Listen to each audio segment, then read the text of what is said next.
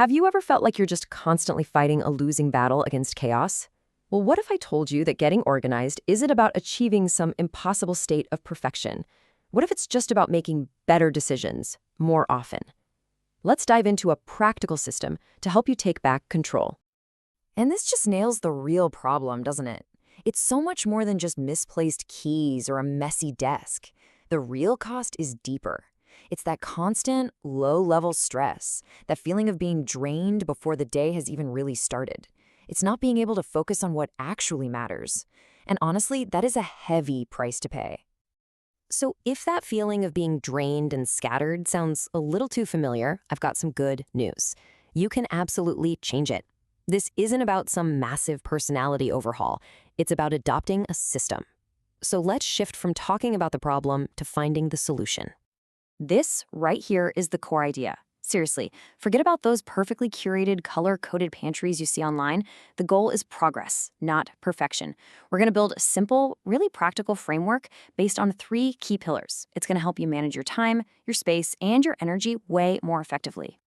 All right, let's start with our very first pillar. Before you buy a single storage bin or download any new app, it all starts right here with your mindset. A strong foundation is all about that high-level planning and just getting your head in the game first.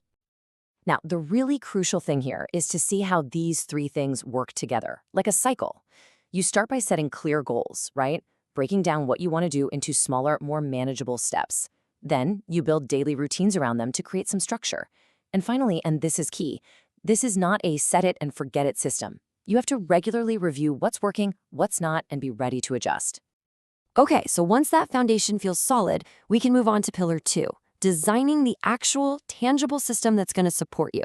This is where we get into the practical tools and the environment that will either help you or, frankly, hinder your progress. What's really interesting here is that this covers both your physical world and your digital one. Decluttering isn't just about your desk. It's about your desktop, your inbox, all of it. A calendar or a planner, that becomes your command center for appointments and deadlines. And organizational tools, from simple folders to powerful apps, that's how you give everything a proper home. And that brings us to our third and final pillar, sharpening your actions. Look, you can have the best mindset and the most perfect tools, but it all comes down to the small, daily habits of execution. This is where the system really comes to life. This is where the rubber meets the road. Let's start with a classic for a reason, the good old to-do list. But it's so much more than just a list. Writing things down literally gets them out of your head, which reduces all that mental clutter. Prioritizing makes sure you're working on the right things. And you should never underestimate the psychological boost, that little dopamine hit you get from crossing an item off. That little bit of motivation can totally power you through the rest of your day. Now, when it comes to prioritizing, this simple concept is a total game changer. It's based on something called the Eisenhower matrix. So many of us get trapped in things that feel urgent but aren't actually important. Like constantly checking email notifications. The real key to getting ahead is focusing on what's important but not urgent, like planning a big project. Those are the tasks you have to proactively schedule to make sure they actually happen. And finally, let's look at 2 more really powerful actions. First, consciously minimize distractions. Create a dedicated workspace where you can actually focus. And second, learn to delegate. Seriously, freeing up your time from tasks that other people can handle lets you put your energy where it belongs, on your most important responsibilities. As we start to wrap up, it's so important to remember this. Getting organized is not a destination. You don't just arrive one day. It's an ongoing process. It's a continuous journey where you're always learning, adapting, and improving your system. And this brings us right back to that central idea we started with. It's about letting go of the pressure of being perfect. Instead, you're just using organization as a tool that empowers you to make smarter, more intentional decisions, day in and day out. Feeling a little overwhelmed? Don't be.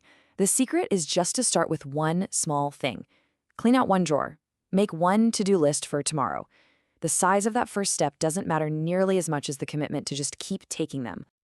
Because this entire journey, from chaos to control, it really just begins with one decision, one action, one small step. That is all it takes to get started. So I'll leave you with this question. Forget about next week or next month.